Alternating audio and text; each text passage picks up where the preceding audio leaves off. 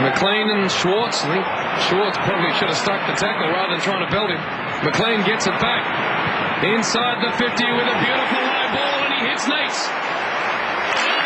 All right, I tell you what, Brock McLean, boys, just marking down in your little black book, Brian, of players that have, well, if they're not arrived, they're knocking down the door. He's had touches already.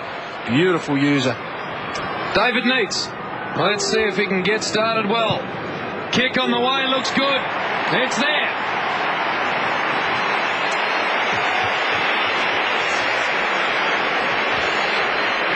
Well, that's a start when you have a big focus on a player, not that the players have themselves, but certainly the wider footy community have, then to get him involved is the way to go. And this man sets it up. Look, the give and go.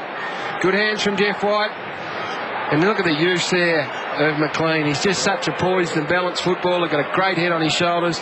And it's always a good sign. We say this a lot when we call Melbourne games. If Neitz kicks accurately early, he's in for a fair day. Scramble.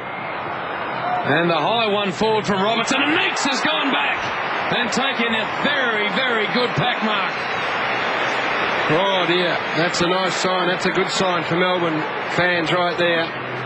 He's got a very good player in Max Hudson, but he's a big presence. And as I said, kick that first goal early, gives him enormous confidence, gives the players around him enormous confidence as well. What a dream start this would be.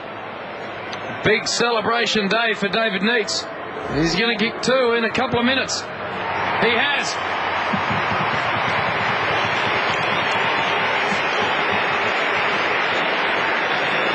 I'd like to tell you who's playing on Brock McLean, boys, but I can't help you at the moment, because even at that last boundary throw-in after he had a lot of the footy, he was just sitting off the back of the pack on his own. So he's gone back into the centre. And it's either, I would imagine, maybe it's even Del Santo. Maybe they're playing just wide of each other at the moment. But you got to tighten up. Luke Ball, perhaps. Sun on the southern side. Hudson's even worked down from the last line, but he couldn't control the ball. Neitz worried him out of it. Free kick off the ball, go to David Neitz. Yeah, he had him by the leg. Got to be patient. Oh, he has he got a 50? He has got a 50, so this will bring him up almost to the 50-metre attacking line and almost within range for David Neitz, right on 50. Yep, no doubt within range, not a problem in the world distance-wise. So David Neitz has already kicked Melbourne's only 2 goals.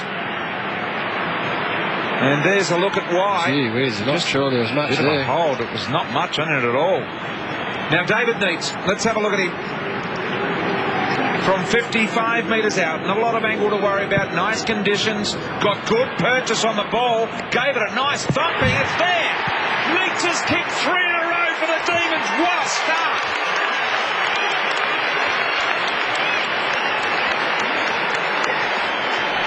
Not sure who wrote the script for the opening of this quarter, but for Melbourne and David Neitz, it's going exactly to plan. Now the free kick, I reckon, soft. It's against Max Hudson there. And the 50-metre was given because the ball wasn't distributed back to him properly. But look at that. He gets on song, Neitz. He kicks well early, and it tends to stay with him all afternoon. So this is just a dream start. It's the person that's going to provide that initial electricity. Grant Thomas, I reckon. Goes wide to Neitz. Neitz from 50 near the boundary line. Drives the ball on. Goal number 4 for the record breaker.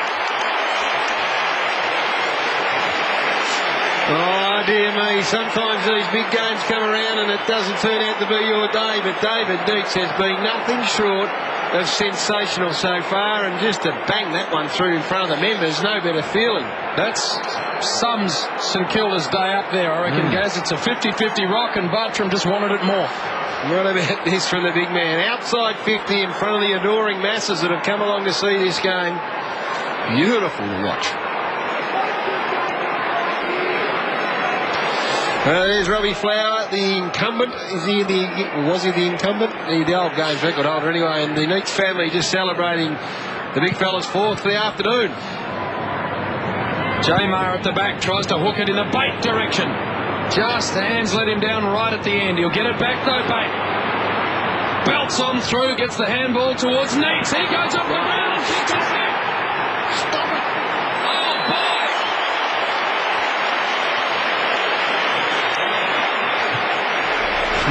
is going on here at the minute.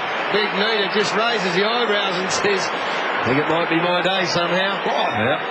Just got 5 lazy ones. He's kicking them out of the toilet at the moment, Garrett. Got 5 sneaky ones inside 10 minutes of the second quarter. This is ridiculous. Have a look at the big man. He's just going, hello. How long's this been going on? Good. Kicks it straight to Harvey, who coughs it up. He's dropped a couple of uncharacteristic ones. Robert Harvey, Bates steps on through. Neitz will get on his bike now. Kick in that direction. Neitz! Oh, this is a display. It's a clinic. Well, some suggested that he was gone, David Neitz. There was suggestion early in the year that his career was just about over. In fact, one opposition coaching staff member suggested the Melbourne forward line was much better off without him. I think he's putting that to rest today. Ooh. This for number 6. Let us in on that name shortly, will you, Gary? No names, no pack rule. Distance won't be a problem. Accuracy, also no problem. Neitz has got 6.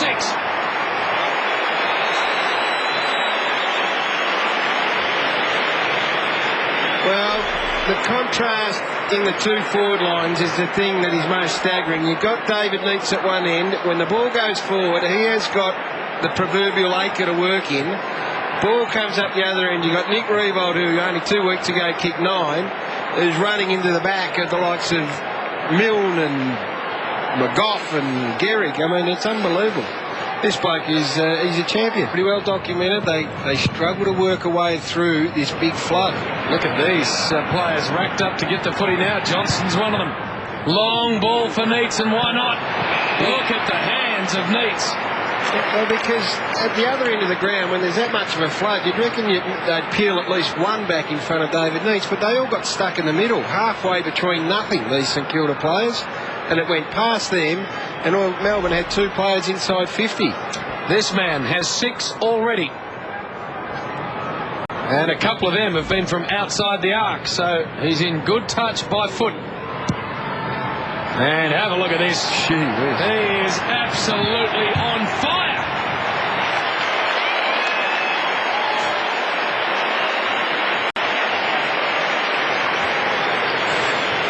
It's been an absolutely superb display by David Neitz.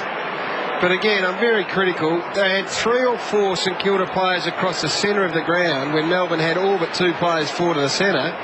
Not one of them thought to go back and become loose in front of these blokes here who have been the dominant, or in front of this bloke who's been the dominant player on the ground. You're going to work out a way to counter this better, the Saints. But getting back in numbers, Harvey, stolen, Travis Johnston, looking for something in the middle, a man that can create. Johnson can run. He's a smooth mover when he starts hooking. Robinson needs a sitting bounce. Hudson was desperate. Davey to Neitz. Neitz is marked. Well within range. Well, it's what they've got to do. But Travis Johnston is the other one that you've got to get the footy in the hands of, because what he does, he comes in the middle of the ground and it opens up the whole other side of the ground, if you like, which gave David Neitz so much room to move into. For goal number 8, Neitz from a very, very comfortable distance and angle. Really gave it everything.